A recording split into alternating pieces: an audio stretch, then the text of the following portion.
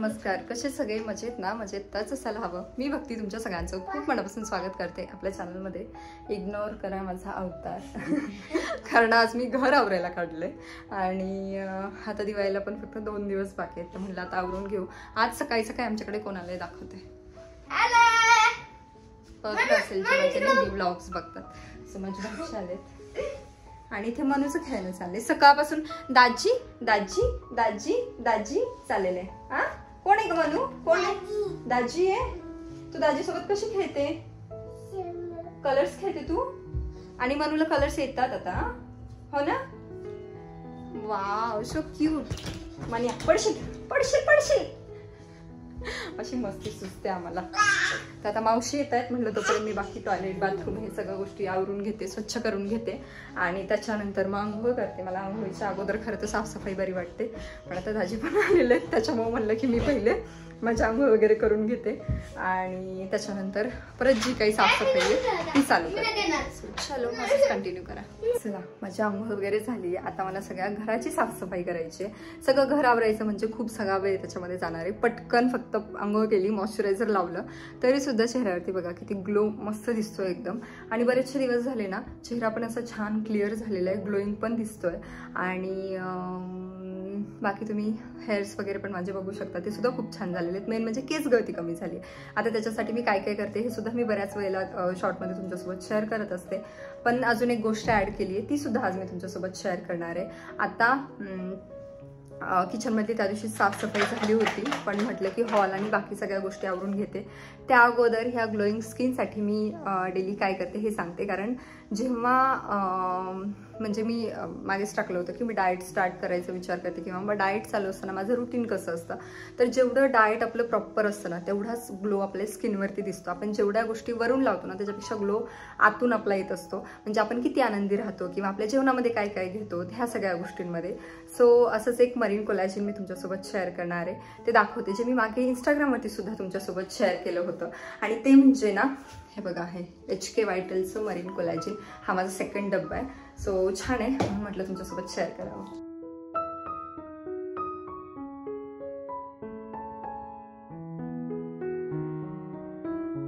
तर या HK व्हायटलच्या marine collagen पेप्टाईडमुळे ना स्किन छान राहतेच, म्हणजे फाईन लाईन्स, रिंकल्स किंवा सॅगी स्किन जी असते ना तर ती कमी होते.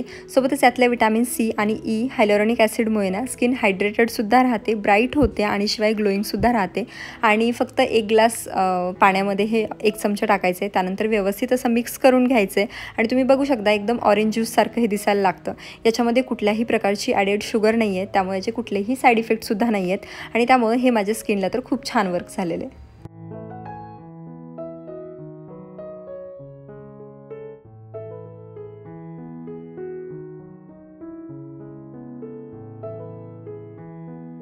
तुमच्या कमेंट्सचे रिप्लाय देता देताना इथे मी हे जे माझं कोलॅजिन आहे तर ते सुद्धा संपवलेलं आहे. एकदम ऑरेंज ज्यूससारखी टेस्ट लागते, अजिबात किळसवाणी किंवा औषधासारखी टेस्ट लागत नाही. तर मलाच खरं तर मुळात औषधं आवडत नाहीत, पण याची चवसुद्धा चांगली आहे. तुम्ही जर एखाद्या चांगल्या कोलॅजिनच्या शोधात असाल तर हे HK व्हायटलचं जे काही कोलॅजिन आहे मरीन कोलॅजिन ते मी नक्कीच तुम्हाला सजेस्ट करेल. सोबतच ना याने फक्त स्किनच नाही चांगली राहत, म्हणजे हे बघा स्किनवरचा तो ग्लो तुम्हाला दिसतच असेल. स्किनच नाही तर आपले केस आणि नेलसुद्धा खूप छान होतात. सो त्यासाठी हे चांगलं आहे. तुम्हाला हवं असेल तर तुम्ही HKvital.com वरून हे परचेस करू शकता आणि माझा कुपन कोड भक्ती10 जर यूज केलात तर तुम्हाला 10% डिस्काउंटसुद्धा मिळेल.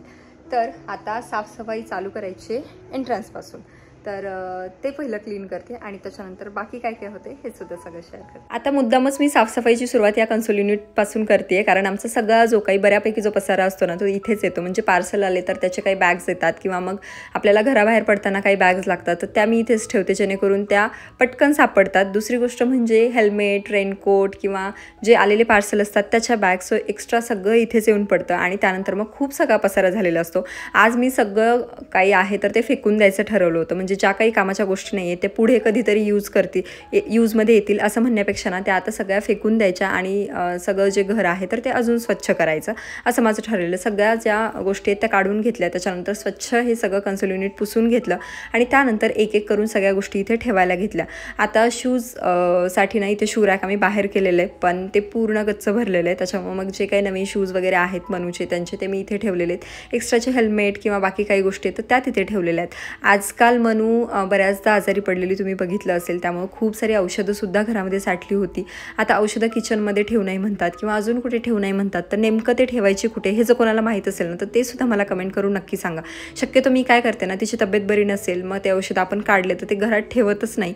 एखाद दुसरं औषध असतं जे मी घरामध्ये ठेवते, नाही तर सगळे मी लगेचच फेकून देत असते. जर ते संपले असतील, थोडेसे राहिले असतील तर लगेच फेकते आणि खूप जास्त क्वांटिटीमध्ये असतील किंवा मग ते ओपनच नाही केले तरच मी ते शक्यतो घरामध्ये ठेवते.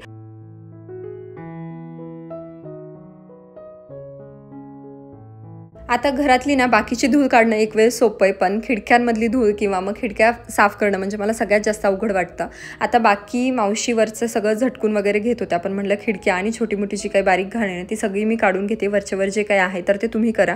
इथे मी व्हॅक्यूम क्लिनरनेच दरवेळी क्लीन करते आणि मला खरंच याचा खूप फायदा होतो. नाहीतर हाताने जर करत बसलं ना तर तासन ताससुद्धा हे स्वच्छ होणार नाही, पण व्हॅक्यूम क्लिनरने खूप पटकन होतं. म्हणजे खिडक्या मी कशा साफ करते ते दाखवते. सुरुवातीला तर मी सगळी तिथली जी धूळ आहे ना तर ती अशी काढून घेते, जे काही नोझल असतं त्याचं त्याने, आणि एक एक पट्टीमध्ये घालायचं आणि काढायचं. आता तुमच्याकडे व्हॅक्यूम क्लिनर नसेल तर तुम्ही कॉटनने सुद्धा असं साफ करू शकता, पण त्याच्यामध्ये खूप सारा वेळ सुद्धा जातो.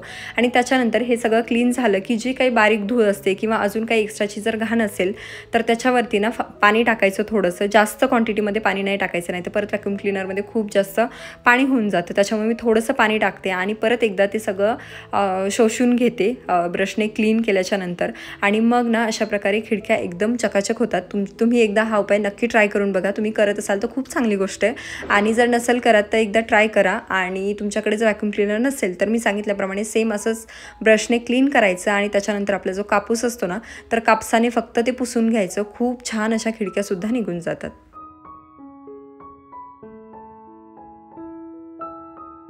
आता खिडकींमधल्या ज्या फटी आहेत ना त्या तर एकदम इझिली स्वच्छ होतात, पण काय होतं जेव्हा आपण हे ग्लास क्लीन करत असतो ना तर तेव्हा ते अजिबात पटकन निघत नाहीत. म्हणजे ओल्या कपड्यांनी मी अगोदर सुरुवातीला पुसून घेत असते आणि त्याच्यानंतर आपला जो नॉर्मल पेपर असतो, न्यूजपेपर किंवा मग टिश्यू पेपर, तर ह्याने मी सगळं स्वच्छ करत असते.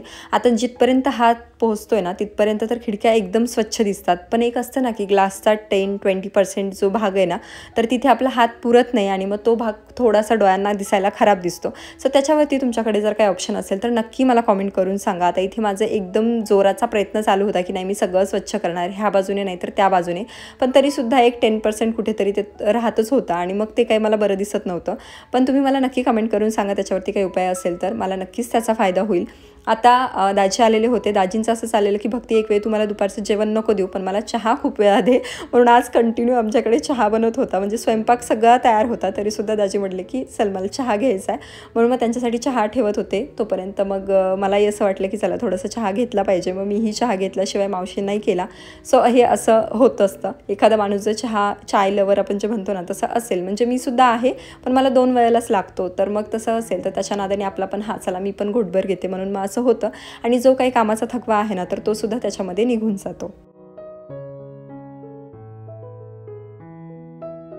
चहा घेतला आणि परत एकदा कामाला लागलो. तर साफसफाई इथे सगळी हॉलची झाली होती आणि हॉल एकदम चकाचक दिसत होता. म्हणजे येऊन इथे 2.5 महिनेच झालेत पण तरीसुद्धा एवढी धूळ येते आणि त्यामुळे खूप जाळे वगैरे होतात. म्हणजे फॅन तर बघण्यालायक असतात 1 महिन्यामध्येच. त्या दिवशी सहज मी आणि मनूला मी मांडीवर घेऊन झोपले होते आणि मनू मला दाखवत होती की आई फॅनशी. मलाच असं कसं तरी झालं ना की बापरे, म्हणजे मनूला पण कळते म्हणजे आता आपल्याला हा फॅन पुसण्याची गरज आहे. एका फॅनकडे तिनं बोट दाखवलं आईची, दुसरी फॅनला बोट दाखवलं आणि आईशी, हे असं तिचं चाललं होतं. म्हणून खरं तर मी हे सगळ्या गोष्टी जास्ती मनावर घेतल्या. म्हणलं आता हॉलची क्लिनिंग तर झालीच पाहिजे, म्हणजे तिला दिसते म्हणजे बाकी माझ्याकडे येणारे जाणारे तर ते सहजच दिसत असणार. आता कितीही आवरत राहिले ना तरीसुद्धा हे सगळं तर चाललेलंच असतं, थोडंफार घाण घरामध्ये होतच असते. मग इथे देवाचं TV बघणं चाललेलं होतं. मनू झोपली आहे. आजकाल मनूचा सुद्धा बऱ्यापैकी टाईमपास झाला. म्हणजे देवा होते दाजी करत त्यांच्या मागे फिरणं चाललेलं. सोबतच ना तिच्या मैत्रिणी पण आल्या होत्या, म्हणजे मावशीच्या मुली त्यासुद्धा आलेल्या होत्या. मग त्यांच्यासोबत काही खेळणं चाललं होतं. आता मावशी गेल्या होत्या हॉलची थोडीफार सफाई करून आणि त्याच्यानंतर ना मग बाकीच्या रूमसुद्धा मला आवरायला घ्यायच्या होत्या, म्हणून मग पहिले तर मनूची रूम इथे आवरायला घेतली. आता ही जी खिडकी आहे ना तर त्याच्यामध्ये ना आम्ही असं सुरुवातीला विचार केला होता मस्त बसून यार इथे आपण चहा वगैरे घेऊ, मस्त खाली गार्डन होणार आहे तर ते तो व्ह्यू एन्जॉय करत मस्त बसत जाऊयात आपण. पण सध्या तरी असून खाली गार्डन बनलेलं नाही आहे आणि सोबतच ना मनूची खेळणीसुद्धा असते आणि ती सगळी ह्या खिडकीमध्येच येऊन पडते किंवा तो जो सिटिंग एरिया आहे ना तर तिथेच येऊन पडते. पण ठीक आहे, हरकत नाही. खाली खराब होण्यापेक्षा ना आम्हाला असं वाटतं की तिथे ते व्यवस्थित राहते आणि मनू एकटी असेल तर मला तिथे तिला खिडकीमध्ये बसवायची सुद्धा भीती वाटते. म्हणजे पलीकडच्या साईडनी सगळं ग्रिल आहे, सगळी सेफ्टी आहे, तरीसुद्धा मला असं वाटतं की नाही एकटीला तिला ना तिथे नको बसायला देऊयात, म्हणून मग मी तसं काही करत नाही. सो तिथे थोडीफार जी घाण झाली होती ती स्वच्छ करून घेतली आणि एक एक करून ना आता बेडरूम वगैरे पण स्वच्छ करून घेते. चला आता माझं ऑलमोस्ट सर्व घर असं चकाचक झालेलं आहे. जे काही जाळे होते, जे काही खिडक्यावरती घाण होती, हे सगळं स्वच्छ झालं आहे. आता इतकं बरं वाटते आणि फ्रेश वाटते माहिती आहे. म्हणजे किचनचं काम लवकर झालं ना तर बाकी घर पटापट आवरून होतं, त्याला काही जास्त वेळ नाही लागत. आणि माझं तर आता नवीनच आहे, म्हणजे 2-2.5 महिने झाले. 2.5 महिन्यामध्ये भरपूर अशी घाण झालेली, पण तरीसुद्धा ते आवरायला सोपं गेलं कारण एक्स्ट्राचा पसरा आम्ही काहीच जास्तीचा ठेवलेला नाही आहे त्याच्यामुळं. आणि झाले आता ते इथे मस्त देवा लोळत लोळत इथे टी व्ही बघणं चाललंय. मनू झोपलेली आहे, दाजी आणि हे गेले तनूला घेऊन येण्यासाठी, कारण तनूला आजपासून सुट्ट्या लागणार आहेत म्हणजे माझ्या भाचीला, तर मग ते इकडे घेऊन येणार आहेत आणि त्याच्यानंतर मग ते गावी जाणार आहेत असं होणार आहे. आणि सकाळी साधारण 7:30च्या आसपास हे आले होते, तेव्हा 6:30ला हे आलेले. मी 7:30ला उठले होते, हे उठले होते 6:30ला. पण माझं असं झालं की मी रात्री झोपलेले 2 वाजता, त्याच्यामुळे मला काही उठण्याची इच्छा नव्हती. मी 7:30ला उठले आणि त्याच्यानंतर तेव्हापासून कंटिन्यू सगळं चालू आहे. आजसुद्धा मावशीने मला इतकी मदत केली आहे, म्हणजे फॅन पुसणं असेल किंवा बाकी छोट्या मोठ्या गोष्टी असतील, त्याच्यामध्ये खूप सगळी त्यांची मदत होत असते आणि त्यामुळं खरं तर हे सगळं मॅनेज होते. मी मागे सुद्धा तुम्हाला व्हिडिओमध्ये सांगितलं, त्याच्याबद्दल एक कमेंटसुद्धा आली की 12 वाजेपर्यंत काय मावशीची वाट बघायची, स्वतःने स्वयंपाक करायचा वगैरे. सो मला याच्यावरती काही एक्सप्लेनेशन द्यायचं नाही आहे का, पण मला माहिती आहे मी हे का करते, कशासाठी करते. सो आम्हाला हे बरं वाटते, माझ्या घरच्यांना हे बरं वाटते, सो मी हेच कंटिन्यू करणार आहे, एवढं मी सांगू शकते. बाकी काय जो मला रिप्लाय द्यायचा होता तो मी कमेंट सेक्शनमध्ये दिलेला आहे. 2 दिवसावर दिवाळी आली आहे तरीसुद्धा दिवाळीची अशी थोडीसुद्धा फिलिंग येत नाही आहे. म्हणजे फक्त म्हणजे फराळ तर नाहीच आहे बनवला अजून, पण बाकीसुद्धा काहीच तयारी नाही. म्हणजे ना कपडे घेतलेत अजून, ना काही डेकोरेशनची तयारी आहे, ना फटाके हे ते, नाही का. लहानपणी आपलं किती असायचं, दिवाळीच्या 15 दिवस सुट्ट्या असायच्या, त्याच्यामध्ये असं व्हायचं की चला आपल्याला कपडे घ्यायचे. तर मला तर आठवते पप्पा फटाके आणायचे, मग जे काही मोजके फटाके होते तर त्याच्यामध्येच मी 3 वाटे करायचे, कारण मी वाटे करण्यामध्ये एकदम परफेक्ट होती. कारण मी पहिल्यापासूनच जॉईंट फॅमिलीमध्ये राहिलेली मुलगी आहे, म्हणजे माझ्या मामाकडे राहिलेली आहे. मला 5 मामा आहेत. सो ते जे सगळेजण लेकरं आहेत ना त्याच्यामध्ये मला नेहमीच असं गोष्टी सिमिलर पद्धतीने वाटून घेण्याची सवय. कधीच एकाला मोठा हिस्सा, एकाला थोडा हिस्सा, हे अशी कधीच सवय नाही आहे. त्यामुळे मी पहिल्या एकदम 3 वाटण्या बरोबर करायचे आणि पप्पा म्हणायचे की वाटण्या करण्यात एकदम परफेक्ट आहे पोरगी. सो असं माझं होतं. सो तेव्हा असं होतं ना की काही गोष्टी मिळायच्या, काही गोष्टी नव्हत्या मिळत. म्हणजे कपडेसुद्धा किती काही असो नसो, पण पप्पा नेहमी दिवाळीला कपडे घ्यायचेच. असं काय होत नव्हतं की नाही आम्हाला दिवाळीला कपडे नाही घेतले. पण तरीसुद्धा ना आत्ता एवढं सगळं आहे आपल्याकडे, आपण स्वतःही कमवतोय, तरीसुद्धा तो एक जो दिवाळीची जी एनर्जी असते, जो उल्हास असतो ना, तर तो कुठेतरी कमी झाला असं वाटतं. जी लहानपणीची दिवाळी होती ना तर ती एकदम असं भारी वाटायचं. चला थोडेसे फटाके असतील, आपले कपडे असतील, जे आपल्याला कळते नाही कळते त्या पद्धतीने घेतलेले, किंवा ते फटाके वाजवणं असेल, घरातली छान अशी मोठी पूजा असेल मांडलेली, हे सगळं मस्त वाटायचं. पण आता काय होतं ना, आता आपली साफसफाई आणि आपली कामं, आणि आता तर माझं असं होतं की व्हिडिओमध्ये ना प्रमोशनल व्हिडिओमध्येच खूप सगळा टाईम जातोय. जसं की मी त्या दिवशीच सांगितलं तुम्हाला की 2 मिनिटं स्क्रिप्ट आणि हे ते तर त्याच्यामध्ये बराचसा वेळ जातो आणि त्याच्यामुळे ती बाकीची जी काही एन्जॉयमेंट आहे ना तर ती सगळी कुठंतरी कमी होते असं वाटतं. सो मी विचार केला, म्हणजे मला ह्यांनीच तसं सजेस्ट केलं की तू ना वसुबारस किंवा बाकी ज्या काही गोष्टी आहेत ना तर ते तू लॉंग व्हिडिओ बनवण्यापेक्षा छान छान शॉर्ट व्हिडिओ बनवत जा. आता लॉंग व्हिडिओ बनवणं म्हणजे निव्वळ पैसा कमवण्यासाठी बनवते असंही नाही आहे. खूप छान कनेक्टेड वाटतं तुमच्यासोबत, मी पहिले पण सांगितलं तुम्हाला. त्याच्यामुळे पण लॉंग व्हिडिओ बनवण्यानं तर एकदम छान वाटतं आणि शिवाय व्ह्यूज पण चांगले, तर तुम्ही बघता पण आवडीनं. त्याच्यामुळे पण असं वाटतं की चला यार बनवावं. सो बघू आता काय होतंय, कसं मॅनेज होतंय दिवाळीचं. नानाही अजून काय आलेलं नाही, तर नाना असले की अजून माझं थोडंसं काम कमी होतं की चला मनूला थोडंफार बघतात. मनूला पण एक असतं ना की दोघं छान खेळतात आणि त्यांचं बॉन्डिंग बघून ना खरंच मस्त वाटतं. बरं, कुठला विषय मी अशी कुठे कुठे घेऊन जाते, 3-4 मिनटं घालवते तुमचे, असं घालवते म्हणण्यापेक्षा मी बडबड करत बसते आणि ते 3-4 मिनटं सहज जातात. मी जशी बोलत बसले तर 10-15 मिनटं ही सहज निघून जातील. पण जेव्हा मला खरंच बोलण्याची वेळ येते ना, तर ब्लॉगमध्ये किंवा एखादी एडिटिंग करताना, तेव्हा मला काहीच सुचत नाही. हे असं सगळ्या गोष्टी चाललेल्या असतात. आता मला दिवाळीची साफसफाई तर झाली आणि साफसफाईची मी घाई केली. घाई म्हणण्यापेक्षा आता 2च राहिलेत दिवस दिवाळीसाठी, पण तरीसुद्धा मी आज पटकन एकत्र करून घेतलं, कारण मला आज नेल्ससुद्धा करायचे आहेत. खूप दिवसांपासून मनात होतं, ते म्हटलं की आज करूयात ॲक्रेलिक नेल्स, जे मी पहिल्यांदा करते आहे, कारण सुटत नाही हातातून. किती जरी आला ना तर सुटत नाही, हा खूप मोठा प्रॉब्लेम आहे. आता तो थोडासा सोडून मी आज माझी हौस पूर्ण करणार आहे. जास्त काही त्याच्यासाठी पैसे लागत नाही, पण तरीसुद्धा एक असते ना की नखांवरती पैसे कशाला यार घालायचे. म्हणजे माझी तर तशी मेंटॅलिटी की कशाला एवढ्याशा छोट्या गोष्टीवरती एवढे पैसे खर्च करायचे. पण तरी पण म्हटलं चला, हौशेला मोल नाही आहे, म्हणून मग मी ती करून घेणार आहे. कशी दिसतात तुम्हाला दाखवते. मला पहिल्यापासून असं डार्क कलरचे नेल्स करूयात असं आहे डोक्यामध्ये. बघूयात नेल आर्टिस्ट काय सजेस्ट करते किंवा मला काय आवडते ते, आणि तशा पद्धतीने करेल, तुमच्यासोबत सुद्धा शेअर करते. तर जसं मला वाटत होतं ना की थोडंसं डार्क शेड एखादा सिलेक्ट करावा, तर इथे मरूनमध्ये मी थोडंसं बघत होते. खूप असं डार्क हवा होता मला, आणि जो की हातावरती मस्त असं सूट करेल. आणि खूप दिवसापासून हा शेड ना माझ्या डोक्यात होता. पण नंतर असं झालं की मी हिच्याशी पण बोलले, तर ही बोलली की मॅम तुम्ही सुरुवातीला लाईट शेड करा, तुम्हाला आवडते का बघा, त्याच्यानंतर तुम्हाला नंतर कधी करायचं असेल तेव्हा आपण डार्क करूयात. तरी पण आम्ही एकदा ट्रायल घेत होतो की तो बोटावरती कसा दिसते. दिसायला छान दिसत होतं, पण एक असं होतं ना की सगळ्या याच्यावरती मॅच नाही होणार. त्याच्यामुळे मग आपण लाईटकडेच जाऊयात थोडंसं, आणि म्हणून मग हा एक आम्ही निवडला, जो की खूप छान दिसत होता. आणि त्याचा रिझल्ट हा असा काहीसा आहे. आत्ता वाजलेत 8:45 आणि आत्ता कुठे माझे नेल्स झालेत. इथे थोडासा डार्क कलर वाटते, फोटो मी ॲड करते कसे दिसतात ते. सुंदर झालेले आहेत. आणि कलर मी जसं मगाशी म्हटलं होतं ना, मला डार्क हवा होता, पण मला आयडियाच येत नव्हती की तो कसा दिसेल. आणि मला हे पण म्हणले की बघ, ती डार्क कलर ना सगळ्याच्यावरती सूट नाही होणार, म्हणजे लाईट कलर असेल तर तो कधीही चांगला दिसेल. त्याच्यामुळे मग हा कलर असा निवडलेला आहे. तुम्हाला कसं वाटलं ते पण मला नक्की सांगा. आणि इथे कोण आले बघा, तनू आले, ज्या घरी जाणार आहेत आज सुट्ट्यासाठी. त्यांना म्हटलं होतं दिवाळीला थांबा, पण त्यांचं असं चाललं की मग 4 दिवस इथे थांबलं की परत माझ्या सुट्ट्याच किती राहतात. हां, थांबता का इथे नक्की? पप्पाला पाठवू का माझ बघा. हां, थांबणार आहेत तनू इथे. आणि मी तिकडे होते तोपर्यंत तनूनेच किती बघितलं. म्हणजे तनू म्हणतील मी आज आले मामीकडे आणि मामीने मला चहा करायला लावलाय, स्वतःने आयता चहा घेतलाय. नाही तनूला म्हटलं तुम्हाला चहा बनवता येतो का, तर मग बनवा मग माझ्यासाठी, कारण दाजींना चहा जास्त लागतो मग दाजींसाठी. त्याच्यानंतर यांचं काय नसतं एवढं, पण मग यांच्यासाठी असं चहा बनवला तनूने छान, आणि मस्त बनवला होता. शिवाय मी काहीच नव्हते शूट करू शकत, कारण दोन्ही हात बिझी होते, शिवाय शूट करणारही कोणी नव्हतं आणि फोनमध्ये चार्जिंग नव्हती. सो असं काहीतरी झालं. आता आज हे लोक हे आणि दाजी आणि शिवाय देवा हे गेलेत जेवणासाठी, कारण हे नॉनव्हेज लवर आहेत पूर्णपणे, त्याच्यामुळे ते खायला गेलेत. तुम्हाला नॉनव्हेज आवडतं? नाही आवडत, म्हणजे तुम्ही खातच नाही. हां, मग बरं, मला वाटलं तुम्हाला कुठे विचारलंच नाही की काय.